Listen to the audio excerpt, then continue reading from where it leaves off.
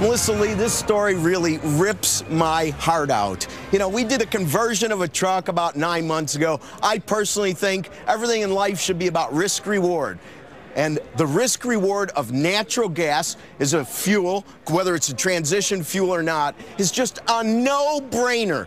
To see the Chinese being more capitalist than us, to see our leaders not jumping on this. Anyway, let's read from that story, one of the lines, put it on the screen. E&N Group Company Limited, one of China's largest private companies, is quietly rolling out plans to establish a network of natural gas fueling stations for trucks along U.S. highways. I'd like to welcome my guest, Joe Thompson. He's with a really cool company, ROUSH. Now, he's with the CleanTech area. Welcome. Thank you. Joe, basically, what's your thoughts on this story? And I don't want to hit you with something. I hope my producer sent you a copy early. Yeah, it doesn't take a lot of time to study where the Chinese are heading here.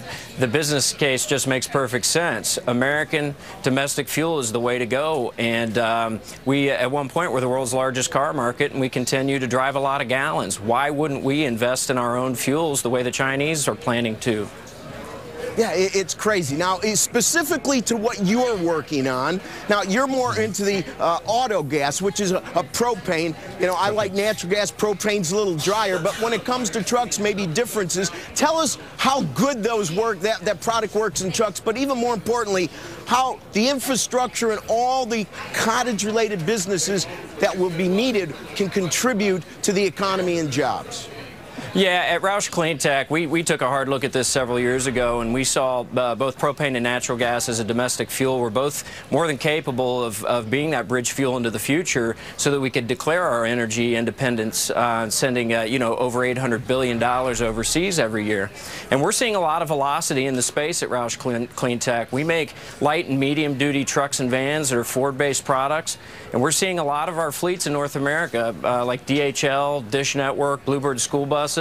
We're not doing a pilot study. We're not doing an experiment. They have these products on the road, and we're getting results from them today. It's driving a lot of jobs right here in Detroit, and we're keeping a lot of those American dollars right here stateside. That's what's most important. Oh, absolutely. Joe, I remember my first trip to Europe in the early 90s. When I got to the airport, I was picked up in a Mercedes taxi cab that ran on autogas, and that was 21 years ago. It's really nothing very new in terms of technology. Do you think that our leaders, by default, are someday going to actually help this? It's like the most ignored child in the orphanage turning out to be the brightest, the best, the tallest, and the most talented. Is anybody in government going to figure this out? Doesn't the American economy, we like heroes of the story to come out of obscurity, like a fuel like propane, which has long been considered a byproduct, that it's seldom used, mostly used in residential fuel. Now it's capable of being moved over and used as a transportation fuel.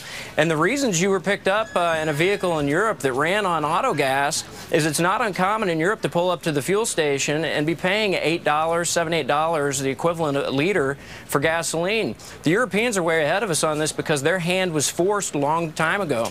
That type of pricing is in our future. Our Energy Secretary has alluded to that. He wanted $10 gas to make the benefits more apparent. But it isn't about windmills and solar panels. We don't need that. We already have the answer. Listen, we're out of time, Joe. I'm going to ask you back. I'm going to come and visit you.